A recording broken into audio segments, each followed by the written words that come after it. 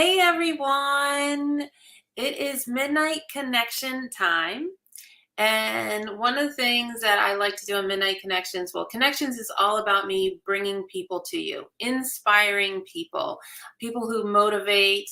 And I don't mind, I'm all about marketing and promoting yourself, but I'm like, come and be inspiring. And another thing I want to just talk about really quick before I bring this amazing gentleman on is, there's a lot of negative and toxic people in the world, and people say, just break them away. And you don't have to be rude about it, but if you start hanging with positive people, like minds meet, and then you just keep meeting and meeting, in the universe or God or whatever you choose to believe in will just keep bringing you people. And there are people in this world that can bring you down, and then there's people in this world that can uplift you.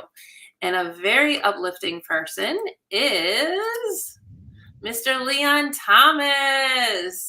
Hey, hey, how you doing? Hey, I was just telling everyone how you are so uplifting and inspiring. And I like to bring on inspiring people, and just how, like minds, like there's people that can weigh you down, or there's people who can lift you up. And we should surround ourselves. And once you start surrounding yourself with one person that lifts you up, it's like a chain reaction. And then you find another person that lifts you up, and another person. So thank you Thank so much you. for being on here. I am looking forward to our conversation and spending time with you here. And thank you for seeing me in that light as a positive and inspiring and uplifting person. Thank you. I appreciate the kind sentiments. Thank you. Well, there's not enough. I mean, there's a lot of good people, but we just hear about all the negatives. So I just think it's really important. We might not get as many likes as all the negativity that's promoted in the world, but this is what we need to be promoting and everything. So you have, one of the things is, you have two passions. So we're going to take a minute to talk about each of them. But your mission is to provide incredible opportunities for students and recent grads to gain valuable experience in the world of production and broadcasting, which is actually how I met you. I met you through the NRG, and one of the shows you do is the NRG group, and you had me on one of your shows. So could you tell everyone a little bit about the Leon group and how you help out Yeah. in that way? Now it sounds like that description Hmm. that you just read was pulled from our website, and that was written by one of our interns. Oh, Right? It was okay. written by one of the interns, so I'll have to make sure that they know that.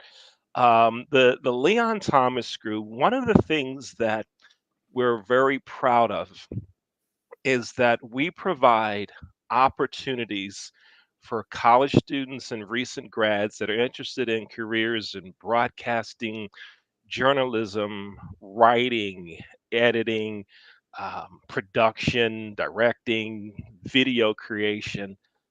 We provide opportunities for them to get real world experience.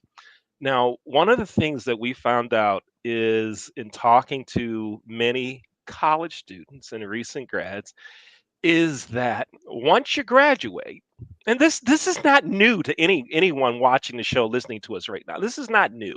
It's not new to you either. You graduate from college and you try to get a job, and one of the things they say is, "Tell me about your experience." Hmm. Right? And some students just don't have the experience.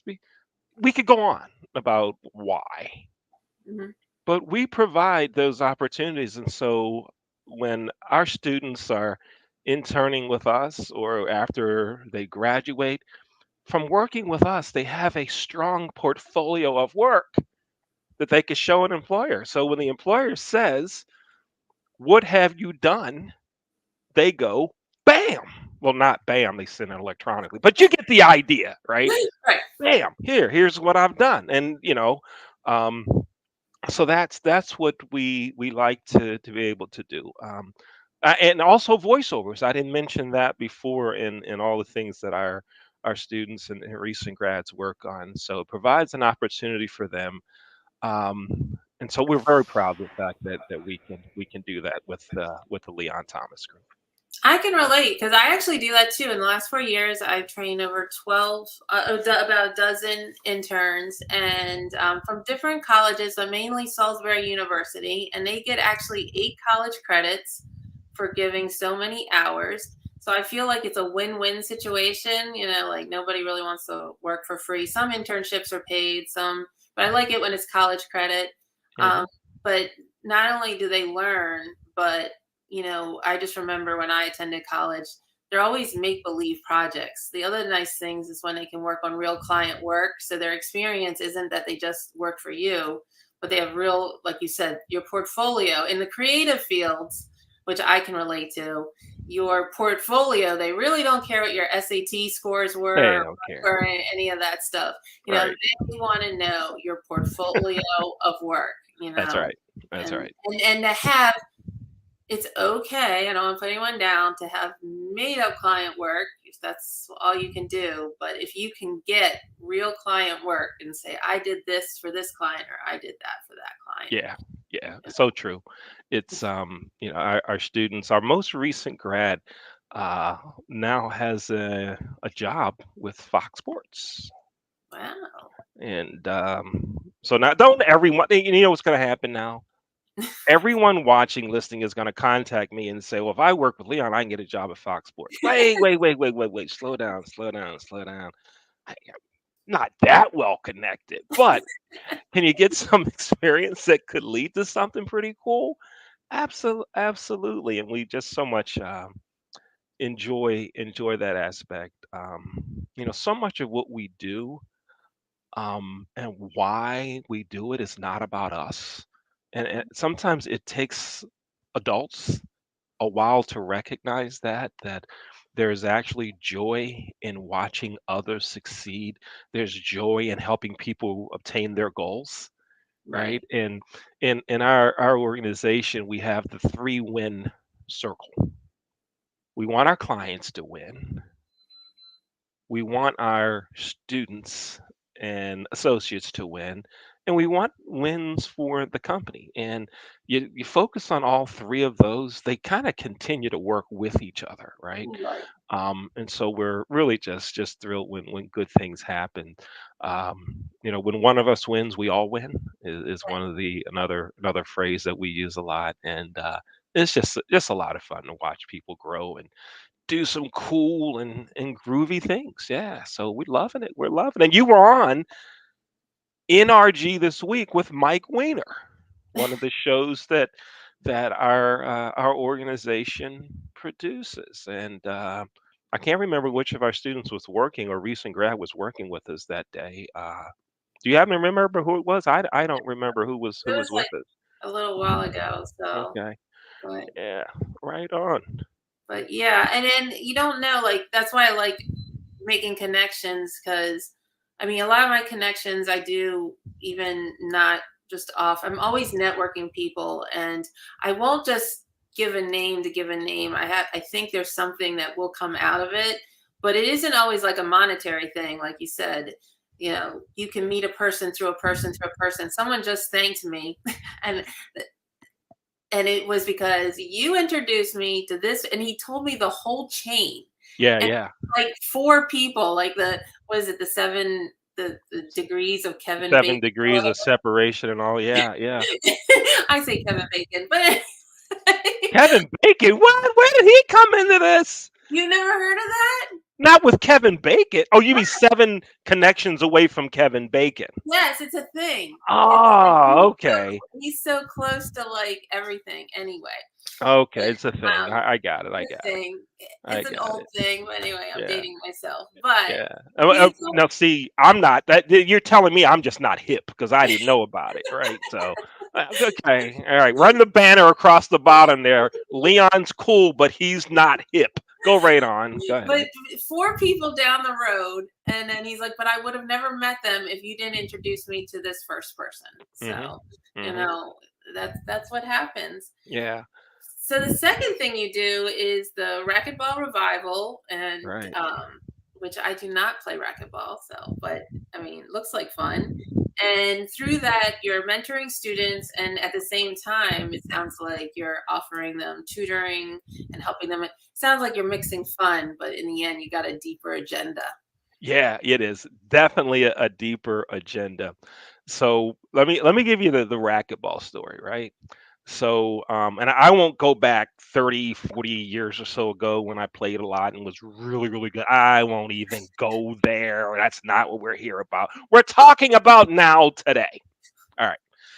So let's go to 2017 at Merritt Clubs, which is an athletic facility. There's 7 or 8 of them gyms around Baltimore. Mhm. I was playing racquetball there.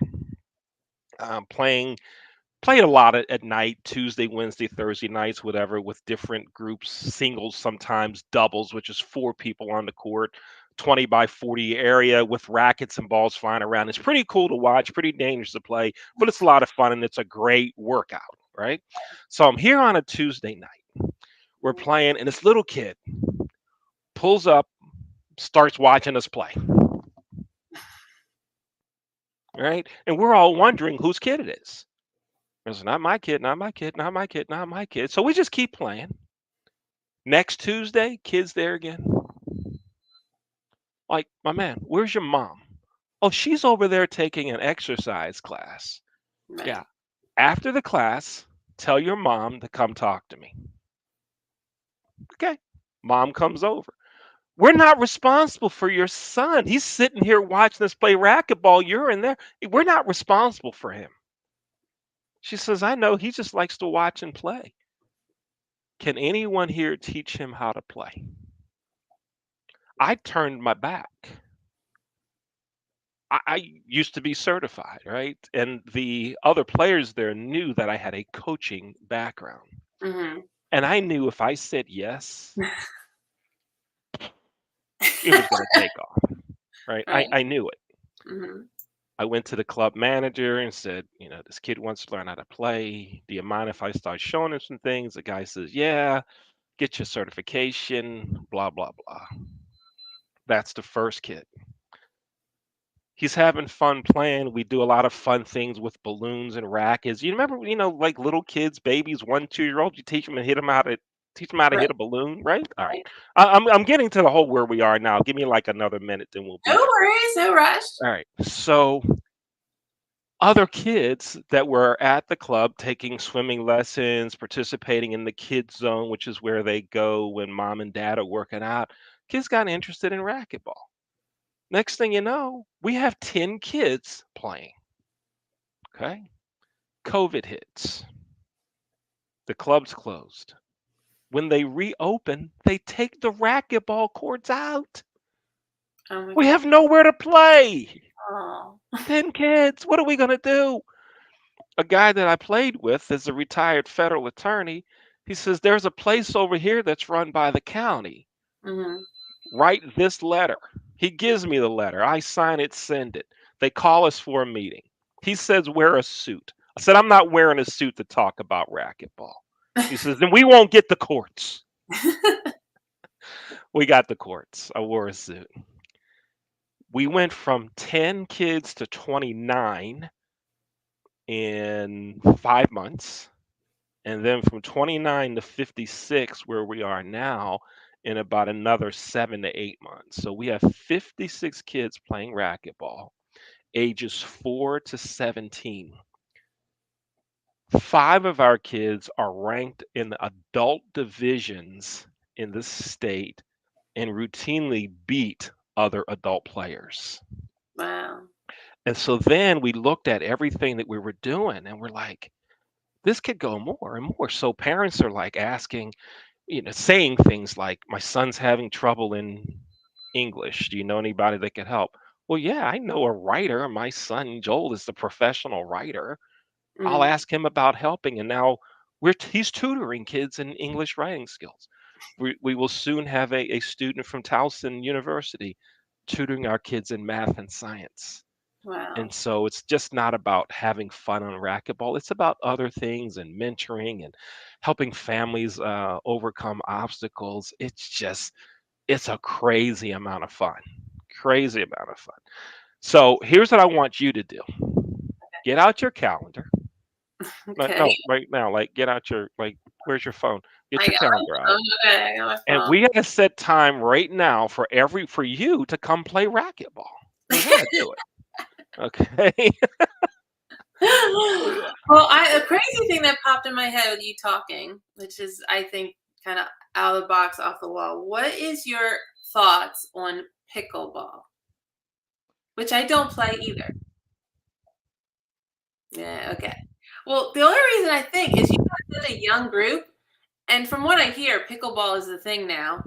But for the older people, wouldn't that be funny if you put like you could have an explosion, you mix like the senior I mean, there are really old fogies that do this pickleball Now older than me. let And me let me give you the for real on pickleball. okay. All right. I've never played it, never seen it live. I've never played it either. That's Only on I've seen it a few times on television, like they have a celebrity tournament or something. I may have watched for like 5 minutes. Other than that, I know nothing about pickleball, right? And the misconception about racquetball versus pickleball mm, is that racquetball's going to go away because of pickleball. And that's just totally false. Racquetball was on the decline anyway for the last 25 years. mm, Pickleball's taking tennis players. right. That's who they're taking from their sport. And there's pickleball facilities opening up like everywhere. They're just popping up indoor, outdoor, rooftop, under the ground. I don't know if you can play under the ground, but you get the. There is one in the parking lot. Yes, they did take an underground part of a parking lot. Mhm, Pickleball's everywhere, right? Now, here's the thing though. If you play racquetball the right way, and you're taught the right way by, a good coach like me, if you're taught to play the right way, racquetball is a very fun sport, but you've got to think about how you're playing and what you're doing. Let me give you a quick example. The room that we play in at the court is 20 feet left, right, 40 feet front, back. In most sports, you have to get to the ball before it goes too far that way. If not, it's a home run, it's a missed pass or whatever. right. Racquetball, it doesn't work that way. If you hit it too hard to the front and it comes all the way back here, I'm actually going to let it go on purpose. And then it hits, bounces, and I finish it off for a point. So you have to think about everything that's going on. And so here's where it affects kids and helps them academically. If you can master discipline, Mhm, as in not swinging for the ball when you're not supposed to, and if you can play angles, which is like geometry, right? And if mhm, you can master physics, like how hard did he hit that ball? Oh, he hit it hard this time, hit it soft this time. You master those three things. I will not accept from any kid that they cannot do well in science and math. Not right, buying it. right, Kid comes close to beating me in racquetball. The first question I say is, "How you doing in math and science?" right. Oh, that's hard. Shut up. I don't. I'm not buying it. If you can play those, if you can play racquetball, there's not a lot you can't do. And so we beat the kids over the head with that again. You can play racquetball, yeah, you can do whatever it is. It's not an easy sport, yeah, but it's so much fun. You Oh, ever yeah, seen a? You gotta come see a 4-year-old play racquetball. It's the cutest and funnest thing. yeah, yeah. Yeah, I totally get it, totally. it's So when you were it's like a two-part question. When you were a kid, like, you combined passion with mentorship. So when you were a kid and 4 years old or any age, like, what did you wanna be? Like, whether you was a rock star, an astronaut, and who was your mentors then, and who are your mentors now as an adult? Like, because this is yeah, what you do, like yeah, right on. So, yeah, I don't know why I just did that. I just started a sentence with "so." I don't know why I did that. Why did we do that? Anyway, here it is. Growing up, I grew up in Catonsville, and the sports that I played, were baseball and basketball. Mm-hmm. My father taught me an awful lot about baseball, as well as my older brother. They both very good baseball players and taught me a lot. I even played in college. For basketball, there's the two unique pieces to that. A guy across the street from where I grew up dug up his backyard and put in a basketball court. Everybody in the neighborhood came over there to play basketball. Full court in Right. his backyard, Wow. right? So you talk about giving to the community, helping the community. That's where we all went. So there was no, where's Leon? Where's Keith? Where's Kenneth? We were all over there, right? So all of our parents knew where we were. And number one, we made each other better basketball players, but also Mr. Russell, who dug up his backyard with his children and the help of others of us in the neighborhood, he would help us and coach us along on things that we're doing to make us better basketball players. And we all ended up pretty good basketball players. And he would take us in his car or van to different parts of the city to have us challenged in basketball. And so it started from, oh, here come the Catonsville kids. We'll beat them, to 2 years later, uh-oh, Catonsville kids are in. We getting ready to get beat, right? And so that was is his way of giving to the community, Right. right? Now Right. that was out of the box then, for sure, right? Right. But it's still something that most people don't do now. Is what is that thing, that skill, that hobby that you are passionate about, and who are you sharing it with, Right. right? And I think if more people would do that, a lot of the issues, and I won't even go into war, just call them issues, Right. right? A lot of those things would go away Right. if folks would share their passions. So I had my brother, my dad, Mr. Russell. All Mm-hmm. right. In high school, I played basketball for a very good coach, Pat Maggio. He believed in preparation Right. and repetition, right? My high school team was above okay, but we beat nationally ranked teams because coach had us prepared with repetition over and over and over again. So I learned that from him. Today, there are two people that I consider mentors now. One of them is deceased. His name was Michael Harrell. Michael Harrell ran a hotel management company called Vista Host Hotel Management. They're a third party, so you see a Hampton Inn somewhere.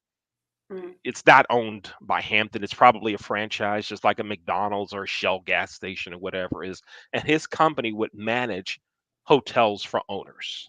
Mm-hmm. And he had such a keen attention to detail, right? And he just didn't accept anything other than the best from any of us that worked for him.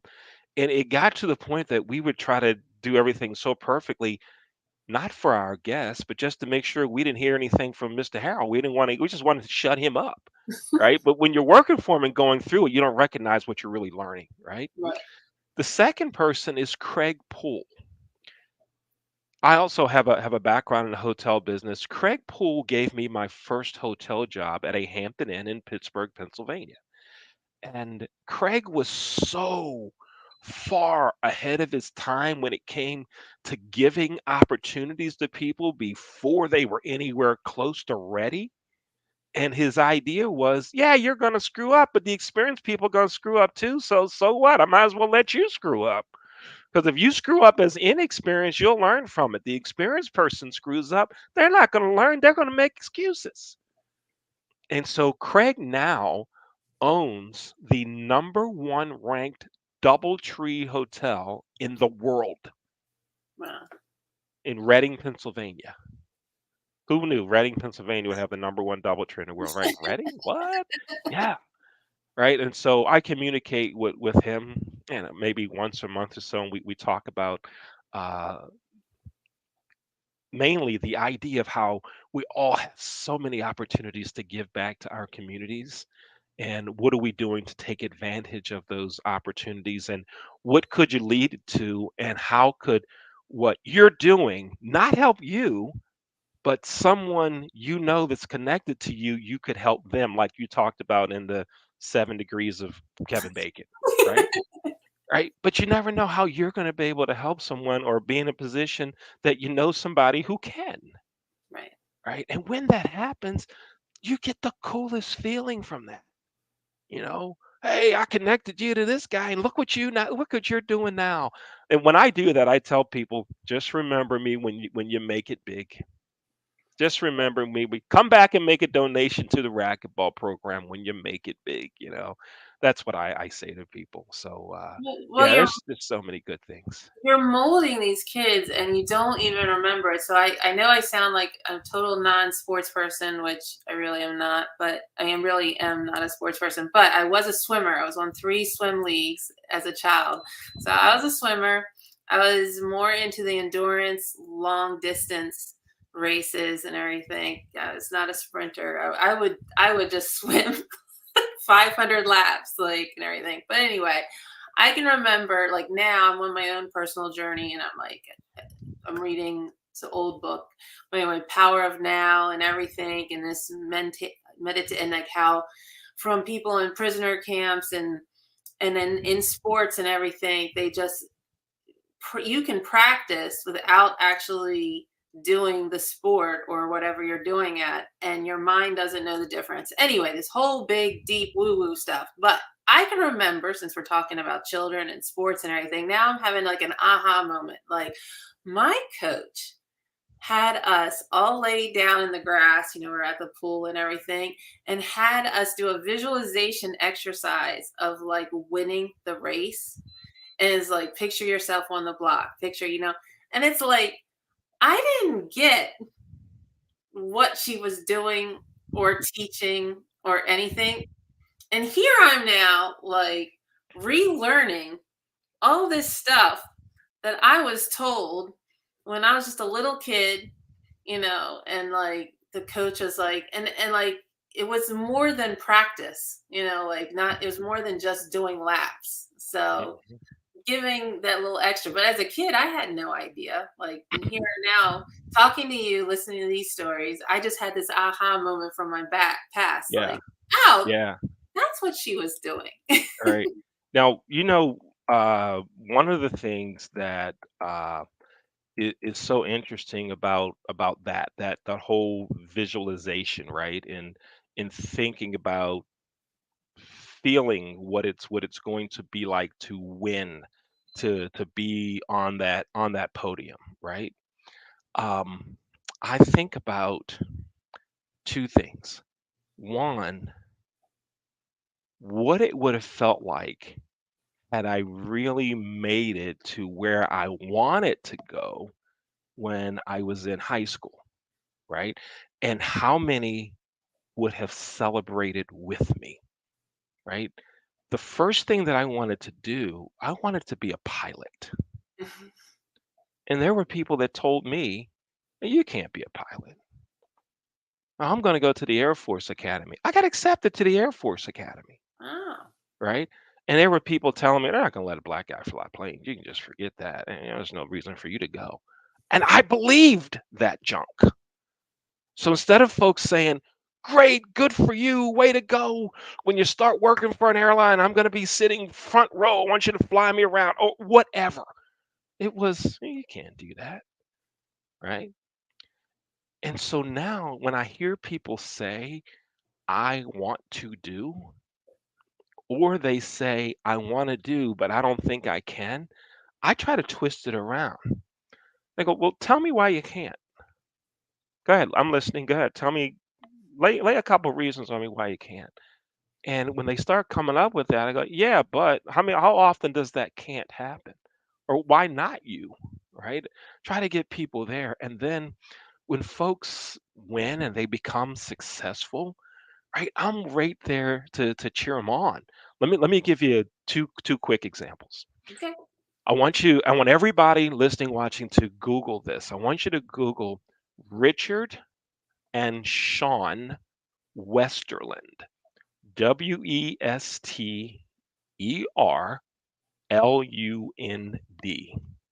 Richard and Sean Westerland.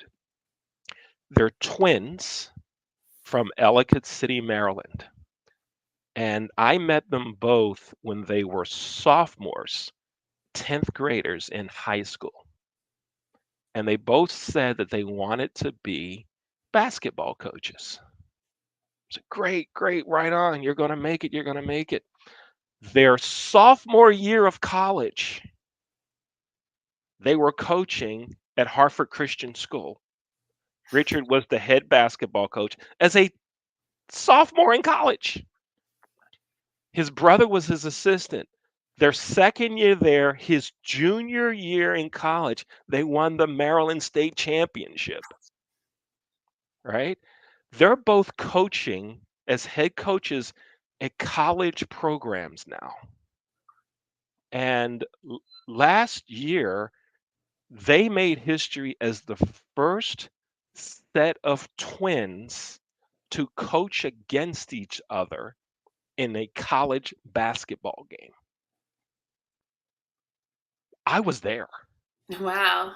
right? I was there to see that. I remember them when they were in 10th grade, right? And I've watched them progress along the way, right? And it was a great feeling to be there, to be a part of that, and help celebrate that time with them. There's a young lady named Erin Lysick who I watched grow up in the hotel business. We worked for the same company for a while.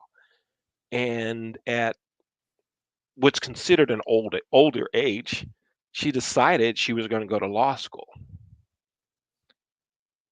Had not completed her undergrad. Went to community college to get credits, done. Got her bachelor's degree, done. Attended law school while working full time running a hotel, and this spring graduated from Widener University of Pennsylvania School of Law, and last week passed the bar. She had all the reasons to say, I can't do this, but she did it, right? Just it's just so cool to see people do things and they share it with you when it's happening and you're in that position to say, you got it. You can do it. You can do it. But that's not the ultimate you can do it story. All right. I got time to share one more with you? Sure. All Well, right. I was going to ask you, tell me some success stories. So you're already just All telling me right. them. So All right. So um this goes back to 2018. I had run a half marathon in 2003, the Baltimore Half Marathon, 2003, and I wanted to do another half marathon. So I asked my wife to run it with me, which means you have to train for 6 months. You just don't get out of the car one day and say, I think I'll run a half marathon. I think That doesn't happen that way, right? You have to train, and there are very strict training programs you have to go through. 1 mile this day, 3 miles the next, 2 days here. But Saturdays are typically your long run days. You run graduated mileage. Okay. We did two of those long runs, 12 miles and 14 miles in pouring down rain. I mean, just dropping rain, right? We had to do it. So on race day, we're going, and I have a couple of cards printed up on, all right, we're at mile 5. It should be at this time. Oh, yeah, we're good. We had it all mapped out, right? And we get to the last turn of the race where you're turning on the Pratt Street in downtown Baltimore, and it's maybe 200 yards to the finish. My wife, we're running the race together, and when we hit that point, I said, You go ahead so you can get a photo, by yourself when you cross the line. And she did. And as I'm running, I hear a voice from my left side. And we're all wear bib numbers. And I don't know what mine was. Let's say it was 700, right? He's going, 700, you're going to do it. You're going to do it, 700. I'm like, who's that talking to me? And he goes, big fella, you're going to do this. Keep it going, big fella. Keep it going. You got it. Push it out. You're going to make it. And he's my cheerleader that I do not know. I don't know who this person is. And he's going, big fella's going to do it. Yes. And I cross the line and I hear him say, yes, he did it. Big fella finished. Yeah. Way to go. 700. Yeah, yeah, yeah. And I turn around and look, he's gone. I never got a chance to say thank you to this total stranger who gave me the push at mile 13 to make it to mile 13.1. So I often think if that guy was with me at mile 1, mile 2, mile 3, mile 5, how cool would that have been? And so how often do we have those opportunities to be with others at mile 2 in their journey where we can say, you got this, Right. or at mile 6 or at mile 9 when they start to want to give up or their legs are hurting and we can, yes, you can do this. Right? We all have those opportunities. The question is, do we look for them? Do we know where they are? Do we find them? And when we see them, are we the person that says, well, I think they're going to make it, but I'm not going to say anything? Or are we the one that says, you got this? Go! You can do it. We all can be that person for at least one other person in our lives. That's true. That is true. Um, one of my last questions, which is a little hard. We keep talking about mentoring people and everything, but I also do feel like we get so much from, and we learn lessons from the kids and everything. And I learned so much from my son and everything. He's like, sometimes I think he's like wiser than you can imagine. But so, is there anything or a story like that's something that you've learned, that a pearl of wisdom from a kid through, not you teaching them, but them teaching you something that we just are oblivious of because we grow up and we're like told all these no's, or we're beaten down, or like that their minds are just a clean slate and they'll say like the most obvious thing that to us adults are not obvious anymore. hmm hmm There are two things. Excuse me. One came from the racquetball program. Um, 56 kids. I'm the primary coach. We have some other coaches that come on Saturdays to play and help with the kids, but during the week I'm the primary coach. And when I get a call from a family that says I want my child to play, right? I want that child to be able to play. And there are a lot of reasons for kids to play racquetball. It builds confidence. Some kids just don't thrive in the team sport environment. Others have actually been bullied, which we don't accept in our program at all. It's never happened. Not going to happen. It's just not our culture, right? Um, and so I was talking to one of the older players, and I said, "Yeah, I gotta find another coach." And I talked to a guy. He wants 25 bucks an hour. See, we're all volunteers in our program. Nobody gets paid. No one's ever gotten paid a dime to help kids in racquetball. Period. Doesn't happen. Hmm. One guy wanted 25 bucks an hour. Another one wanted to start charging parents like 400 bucks a month to develop a travel fee and take them all over the place to play in tournaments. One guy didn't have the patience. I watched him try to teach his daughter. He hit the ball like 100 miles an hour and got mad at his 7-year-old daughter for not hitting it back. And it's hard to find the right fit. Hmm. And so one of the kids, the older player, asked me, he said, so we have 56 kids now. He said, yeah. He says, so I guess we can't grow anymore because you don't have enough coaches. Now I said that. I said, I can't grow when I have enough coaches. He says, we got plenty of coaches. Like, what do you mean? He says, you got the older kids, all of us that have been with you for 4 and 5 years.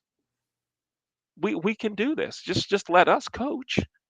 Not give us the little kids, but give us that mid-range kids, the kids that's like 9 to 12. Hmm. And he's like, that's it. That's all we got to do. We'll do it. And I'm thinking, I've been racking my brain trying to figure out how to find coach. And he says, we got him right here. Duh. Right. Right. So that's one. Hmm. Now, another one. You know how often we talk to kids about dangers? Right. Don't do this because, so let me give you one. Don't throw a pencil because why? Why don't you throw a pencil at someone or Because towards them? or you could stab them, or especially in the eye or whatever.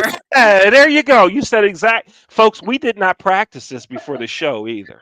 All right. So my son, the editor, when he was 4, let's say, he's at my mom's and I'm there with him. So I'm picking him up, I think, after school or something. And my mom asked him to hand her a pencil. And he goes, "Oh, okay." He reaches over, gets the pencil, throws it. And she says, "No, no, no. We don't throw pencils. You might put someone's eye out." And at that time we're like, "Oh yeah, that's right. We've heard that all our lives." And he goes over and gets in her lap and says, "Grandma, have you ever thrown a pencil and it put someone's eye out?" And she's like, "No, baby." "Well, why did you tell me not to throw it would put someone's eye out? Dad, has that ever happened to you?" And mom's like, "Shut up, boy. I said don't do it. But the point was, we so often get concerned about stuff that just doesn't happen. Probably has happened once or twice in the history of the world. And we get so caught up in don't do because, don't do because, don't do because. And actually, those saying don't do because aren't doing it because they experienced the because. They're doing it because someone else told them, don't do it because, don't do it because. And suddenly nobody does stuff Right. because we've heard, don't do it because. Right. Now, the flip to that, though, is if I'm mentoring someone or I'm a friend of someone and they ask me for guidance, direction, I will be the first to tell you all the stupid things I've done that led me to other issues. Right. Right? I'll say, oh, you don't want to do that. Here's why. Well, how do you know? I lived it. Right. All right, I'm telling you what I know. I didn't read this in a book. I didn't go to YouTube. I'm telling you what happened to me. Right. Don't do it, or this is what you want to do, or this is what I should have done. Right? If I had it to do over again, I would do. But I'm just telling you, here's a mistake I made. I don't want you to do the same thing. Right. Now, what you do with that, that's your issue. Right? And I've had people that have gone to others to say, "Man, did you know this happened to Leon?" Leon, I hear, yep, sure did. Wow, you must be stupid. Okay, maybe I am, but I've learned my mistake, right? And Right. I don't mind sharing those things, with others to help them, uh, get it right. Um, you probably know someone that got downsized out of their job, right? And one of the things that happens there, and I experienced it, folks that you think are your friends, they suddenly don't call you anymore, don't text you, don't hear from them anymore, right? You're buddy on Tuesday morning. They let you go Tuesday afternoon. Your number's deleted. They don't even know who you are on Wednesday, Right. right? They don't know who you are, right? And so one of the things that I tell people that when they are dismissed from their job, I tell them, look, you're not gonna have many friends now, and that's okay. That's normal. They probably weren't your friend anyway. Those that talk to you now, they really are your friends. They really do care about you. But here's what you got to do now. I'm not gonna tell you it'll be okay, because I hate it when people told me that when I was let go. Oh, it'll be all right. You'll find something. They gave you a severance. Shut up. That ain't what I want to hear now, right? What I say to people is, listen, you need to put a plan together for what you're gonna do. right? They let you go. They're not going to bring you back. You're probably not going to win the lawsuit either. So just stop, right? Just stop. What's your plan? All right, what are we going to do? All right, I'll help you put something together. Here, I'll share the one that I wrote. Right, I'll share the one. And in that plan is the Leon Thomas Group, and in that plan is Racquetball Revival. Right. You amazing. I mean, you're inspiring definitely to kids. You're inspiring to adults. I mean, just amazing. So I have running across this ticker this whole time we're talking, but your two websites, racquetballrevival.com and the Leon Thomas Group, if people want to find out about it. Hmm. Um, so how to another two-part question, like how do people, if they want to get involved in either of the opportunities, broadcasting, internships, or the racquetball? And then on the second question, if people just want to help you out, so you can get coaches or facilities or funding, or I know it doesn't run on volunteer only. So how can people Right. help and how can people join? So on the racquetball side, there's three things that folks could do to help on the racquetball side. Number one, when you go to the website, racquetballrevival.com, on the front page of the website is an article that USA Racquetball, the governing body for racquetball in the United States, did on our program. And so you can read, what they say about us. And there's also a piece that local television station WBAL did about our program. Share that information and go to that donate link at the top of the page where you can help us continue doing what we do to make sure kids whose families can't afford it have the equipment that they need, right? It's so important to have the right equipment in any sport, but particularly racquetball. Um, the Amazon bestseller might not be the best racquetball racket for kid. Okay. And so we need to make sure they have the right stuff. That's one, to donate and help us financially. Here's the second one. Even if someone does not like playing racquetball, never played before, you don't have to be a player to help. You probably have an academic discipline that you could help us with in helping a kid 4, 5 up to 17 learn or master, right? And that doesn't mean you went to college, got a college degree, you're a teacher. Nah, you don't need any of that stuff, right? Are you good at construction? Good. You could probably help someone understand some basics of geometry and some math, right? Are you a single parent, right, that has to juggle budgeting numbers? You could probably help someone with some things, right? Um, maybe you do have that background in science or history, or you're a history buff. You could come and help. So there's a way for you to be involved. Okay. The third thing, if we keep growing at the pace that we are going to need another facility. Our current place, run by Baltimore County, the Northeast Regional Rec Center, has been great to us in our program. But we only have two courts. As we continue to grow, we're going to need a larger place to play. So, are you in the real estate business and you can help us locate another location? I don't know. Maybe you're a warehouse owner and you haven't been able to rent your warehouse and you just want to give it to us. Yes, we'll take it. But there's so much that folks could do on the racquetball side to help us. Now, as far as the Leon Thomas group goes, is this: we have a very simple application process for recent grads and current students. Now, I'm not talking folks that graduated 20 years ago. Now you got a different game, right? Recent grads and current students. Really simple application process. You email me, right? So you can go to the website and you click on the contact part. So go to the leonthomasgroup.com and there's a contact deal on there. Or you can send me an email. That's leon at the leonthomasgroup.com. If you send me an email, I will send you back a message that says, "Great, looking forward to having you on board. Which of these 3 days can we meet?"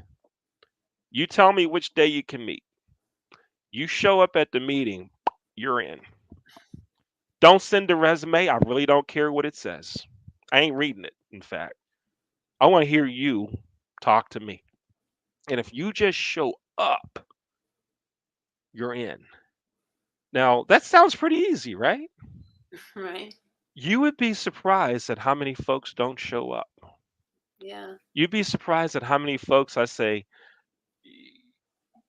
"I don't want your resume. I want you to show up on Wednesday." Oh, like, well, why don't you take a look at my resume first? Don't need to see it. You say you want it. You say you want the experience. I'm gonna figure it out. I'm gonna figure out how to get you involved. Right. Oh, well, who do I interview with? You just did. All I need you to do is show up at the meeting. That's it. And you show up, um, you're in. I want people to make it. What I read something on LinkedIn today that someone was interviewing with Microsoft, I think it was Microsoft or Tesla, and they were asked, if you were a zoo animal, what would you be and why? Who cares? I don't care. I don't care. You just tell me you want to work. I got you covered. I'll figure out something for you to do. So that's what I'd like folks to do. And of course, if you need help with virtual production, virtual event management, uh, podcasts, webcasts, making commercial videos, anything like that, we'll help you with that too. Yeah. So that's the story there. Well, that's great. I do believe in like I always gave being involved with the community. It's like I've never like given to big lofty things, but like when my kid was in Cub Scouts, I gave a lot to Cub Scouts or to the school, like and to help out where your interest and your passion is. So Yeah. and you've made me very interested and curious about racquetball. I'm gonna have to try it someday. You got to try it. If you can find a place to play, even in the Baltimore area, there are only I think now 11 publicly accessible courts. We gotta get rid of some of those pickleball. I mean, everyone comes to Delaware to retire, so that's why I guess everyone's talking about it around here. Yeah. But let's convert some of those pickleball courts to racquetball. Well, let's do that. Yeah. Well, let's do a joint facility that has some pickleball, racquetball.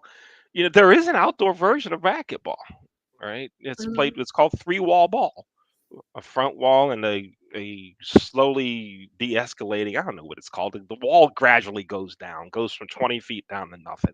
Mhm. They play a lot in out west. We could do that on the East Coast too.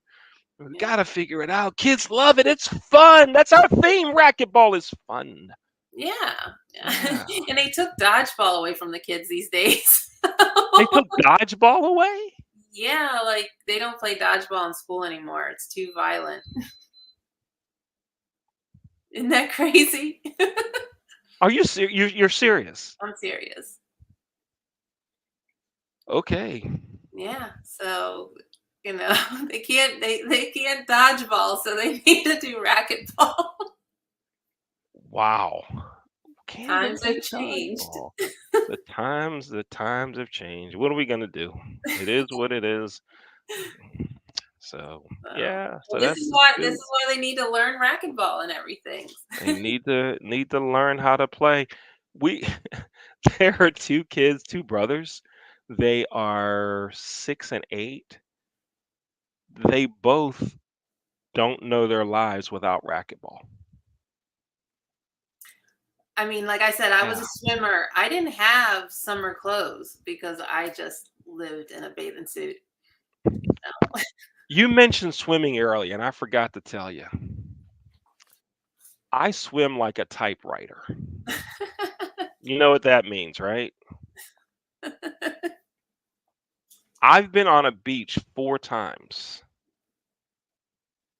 twice in a suit, and it wasn't even a marriage, wasn't even a wedding. Yeah, I just me and the swim thing, Kristen, it just didn't happen.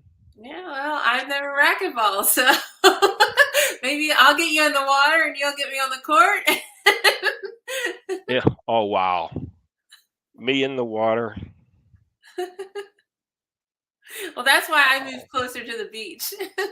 I That's moved why from you went there. Baltimore Yeah. to I'm like right outside of Ocean City, Fenwick, all the major beaches. So I could, I can still play racquetball in Kansas. Yeah. Good luck finding a beach there, though. Yeah. Good luck. well, Right on. I want to thank you so much for being such an inspiration, for giving so much.